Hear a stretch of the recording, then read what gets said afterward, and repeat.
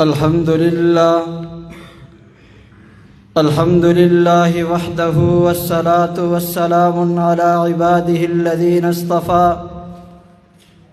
أما بعد فأعوذ بالله من الشيطان الرجيم بسم الله الرحمن الرحيم لقد رضي الله عن المؤمنين إذ يبايعونك تحت الشجرة وقال النبي صلى الله عليه وسلم اللهم أعز الإسلام بعمر بن الخطاب أو كما قال عليه الصلاة والسلام لے شوق سے نام صحابہ کا کر چرچا عام صحابہ کا گر طلب ہے تجھ کو جنت کی تو پڑھ لا تھام صحابہ کا حقیقت کروں گا بیاں دوستو چاہے کٹ جائے میری زبان دوستو جس زمین پر عمر کی توہین ہو گر پڑے نہ کہیں آسماں دوستو نہایت واجب القدر حضرات علماء کرام اور منصب عدل و انصاف پہ فائز منصفین عزام اور میرے ہم سفر ہم مکتب ساتھیوں، میں آج آپ حضرات کے سامنے فاتح شام و قبرص، فاتح عرب و عجم، خلیفہ دوم حضرت سیدنا فاروق اعظم رضی اللہ تعالیٰ عنہ کی شان اقدس میں چند معروضات پیش کرنا چاہتا ہوں۔ سامعین گرامی، آپ علیہ السلام نے اپنے ہاتھ بلند کیے اور رب کی بارگاہ میں ہاتھوں کو بلند کر کے عرض کی کہ اے اللہ، آپ نے زمین آسمان بن مانگے عطا کیے، چاند سورج بن مانگے عطا کیے، حجر و شجر بن مانگے عطا کیے، شمس و قمر بن مانگے عطا کیے،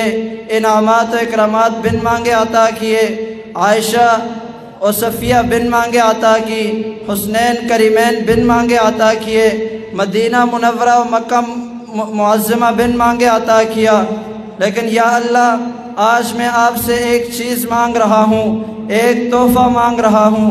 ایک انمول ہیرا مانگ رہا ہوں۔ رب ذوالجلال کی رحمت جوش میں آتی ہے اور فرماتے ہیں کہ اے میرے لاڈلے پیغمبر، اے میرے رسول، اے میرے نبی، مانگ کیا مانگتا ہے؟ تو آپ علیہ السلام فرماتے ہیں کہ اے اللہ، اگر تو اسلام کو عزت دینا چاہتا ہے، اگر تو اسلام کا سر فخر سے بلند کرنا چاہتا ہے، رب ذوالجلال نے فرمایا کہ اے میرے نبی، میری دربار میں جھولی پھیلانا، گڑ گڑانا، آنسو بہانا تیرا کام ہوگا، اور خطاب کے بیٹے عمر کو اسلام کا ہیرا بنا کر تیرا غلام بنانا میرا کام ہوگا۔ سامعین ذی وقار، وہ عمر کہ جو مراد نبی ہے، وہ عمر جو داماد علی ہے، آپ علیہ السلام کا ارشاد ہے کہ ابو بکر، عثمان، علی، طلحہ، زبیر، سعد، سعید سب میرے مرید ہیں، لیکن عمر وہ شخص ہے جو میری مراد ہے۔ اسلام نے سب کو عزت بخشی، لیکن عمر وہ ہے کہ جب وہ اسلام میں آتا ہے تو اسلام کو عزت ملتی ہے۔ وہ عمر جو کانپتی ہوئی زمین پر درہ مارتا ہے تو زمین کانپنے سے رک جاتی ہے۔ ایک مرتبہ جب زمین پر زلزلہ آیا تو عمر رضی اللہ تعالی عنہ نے زمین پر ایک زور سے درہ مارا اور فرمایا کہ اے زمین ٹھہر جا، کیا عمر نے تیرے سینے پر انصاف نہیں کیا؟ تو وہ زمین ٹھہر جاتی ہے۔ مصر کے لوگوں کا دستور تھا کہ سال میں ایک مرتبہ کسی حسین جمیل اور دوشیزہ عورت کو زیورات سے آراستہ کر کے دریائے نیل کے حوالے کر دیتے تھے تو وہ دریا بہنا شروع ہو جاتا تھا۔ تو سامعین محترم، جب عمر رضی اللہ تعالیٰ عنہ خلیفہ بنے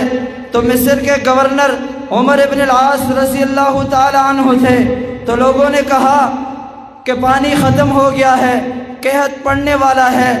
آپ ہمیں اجازت فرمائیں، ہم اپنے دستور کے مطابق عمل کرتے ہیں۔ تو عمر بن العاص رضی اللہ تعالیٰ عنہ نے فرمایا کہ صبر کرو، میں امیر المؤمنین سے اجازت لے لوں۔ جب امیر المؤمنین کو پرچی لکھی، خط لکھا، اس میں پوری تفصیل بیان کی، تو عمر بن الخطاب رضی اللہ تعالیٰ عنہ نے فرمایا،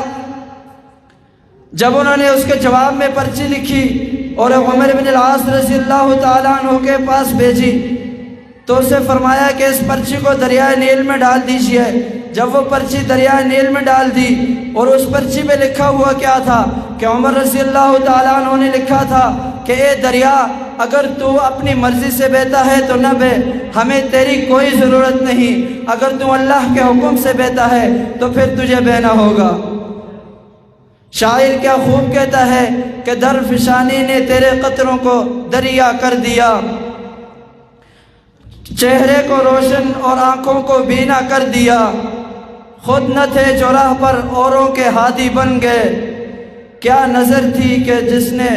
مردوں کو مسیحا کر دیا۔ زندگی باقی، ملاقات باقی، وآخر دعوانا ان الحمدللہ رب العالمین۔